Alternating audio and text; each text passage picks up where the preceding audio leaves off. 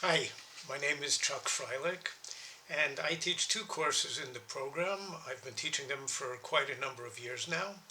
One is about strategic planning, how to write policy papers, and to do strategic planning generally.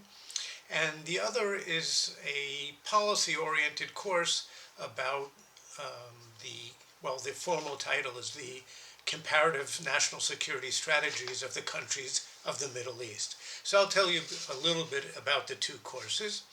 Let me first introduce myself a little. I spent the first half of my career, over 20 years in the Israeli defense establishment.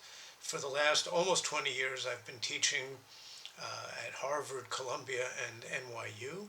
I've taught a variety of Middle East oriented courses. And first of all, let me say I know there may be some students who are, let's say, wary of taking a course with someone who served in any particular country's defense establishment. Uh, I have always believed that the classroom is not the place for bringing one's personal opinions. We always have policy oriented discussions, sometimes very interesting ones in the class. But I do my utmost not to bring my own personal opinions into the classroom. And of course, we all have our opinions. And I also ask of students that they not bring their opinions into class. So all questions are legitimate, and I try to answer all of them. But I try and ensure that people do it on a policy-based basis rather than a political one. We can have those discussions and even arguments if people want after class, but not in class. It really is important. Not all professors, I regret to say, make this distinction between keeping the classroom a quote-unquote subjective place to the extent that we can be. We're all people. But let me just get that out of the way. I also say that to me the Mideast is really one of the most fascinating parts of the world. It is such a culturally rich and diverse region and the home to four civilizations and many other countries with rich ancient histories and cultures, uh, conflicting religious and national identities, countries in different stages of development, countries with very complex national security environments, in some cases still active wars and occasionally more happily peace processes underway. It's an area which is in many ways still a political scientist's dream. And so I encourage you to share in my enthusiasm for the topic. And the other one, of course, I said is about strategic planning, about decision making, how states actually develop their policies. And here it's more generic. These are two areas that have always interested me from my undergraduate student days throughout my university studies and both in my governmental career, and it's been a primary focus of the books that I've written and of my teaching and other research since leaving government. So first about the strategic planning course or the strategic workshop. This isn't really a course in the traditional sense of the word. After the first class, which I give, the rest of it is all student conducted, student driven. You will assume the roles of real world leaders, and we will play some simulation games. Most of the semester will be devoted this year to the crisis in Ukraine. So, of course, we'll have somebody representing Russia, somebody representing Ukraine, somebody representing the US, somebody representing the European countries, and a couple of others. And it's role playing from the second class on. And you will be asked to write policy papers from the perspective of the country that you're representing. And each week, or sometimes it'll be a couple of weeks, a different student will present his or her country's positions on the issues in a PowerPoint presentation, which will be the basis for a written policy paper.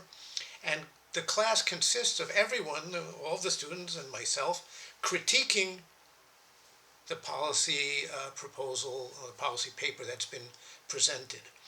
And over time, you'll see how people's skills in this area really develop phenomenally, because in the first class or so, people don't know how to do it.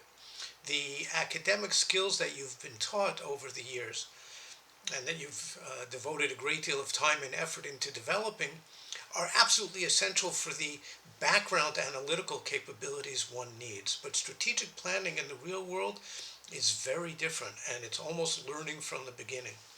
And so you'll see that there are endless comments, and people have to rewrite their papers, rewrite their policy presentations. Actually, in some cases, it'll be a few classes, the same person presenting, and it's critique after critique, until that person and the group as a whole feels that it's sufficiently well prepared. In effect, the class functions, so to speak, as the cabinet discussing what the policy should be, how it should be presented. So that's the one course. It is hard to learn. It takes some time. I hope people are tough enough to take the critique. I can tell you from my own real-world experience, it's much harder there than in a classroom, in a friendly and warm classroom. But one of the objectives here is actually to provide you with real-world skills that employers seek and which will make you more employable after you've left the program. The second course is about the Mideast. It is also very policy-oriented, and it's very up-to-date. It's not, there are simulations, there are policy papers, but that's a secondary factor. It's not like the previous course. Each of the primary players in the region will get one class devoted to their national security concerns.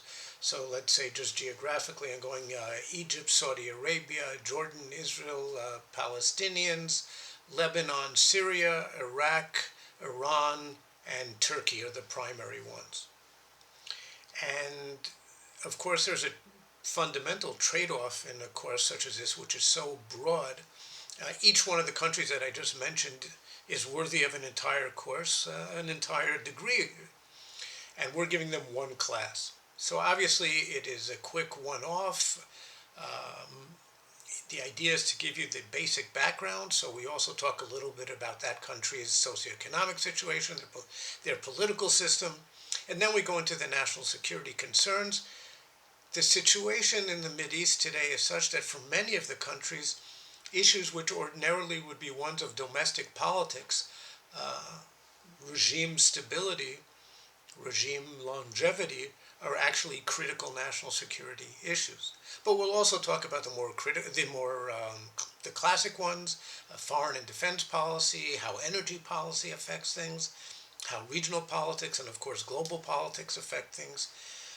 And one of, I'd say, the 2 or 3 things that are really special about this course, one is the strong policy orientation, and others that it is up to date and current as it is.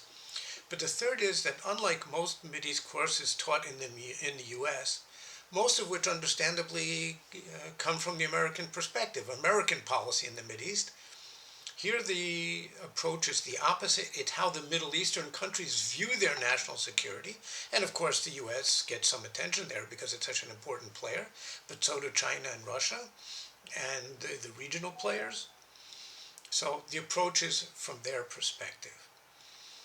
And here again, students will take the position of real-world leaders for presentations, for policy papers.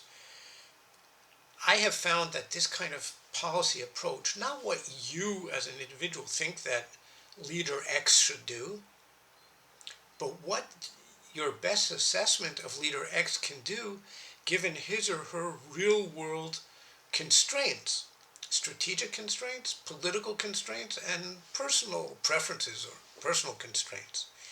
And I think thinking of things, it's more than I think. I've seen this in almost 20 years of teaching. Thinking of things in those terms, the real-world constraints, not what you think is right, has an absolutely transformational impact on students' thinking. And at the end of the semester, they think not only about the Middle East, but about international politics very differently.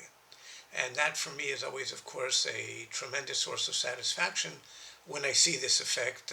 Not all courses can have a transformational effect on people's thinking. And I think it's similar with the strategic planning course because the idea is similar and people are dealing with some of the major issues. So I hope very much to see you in one or maybe even both of the courses, and have a good rest of the summer, and look forward to seeing you in the fall. Bye-bye.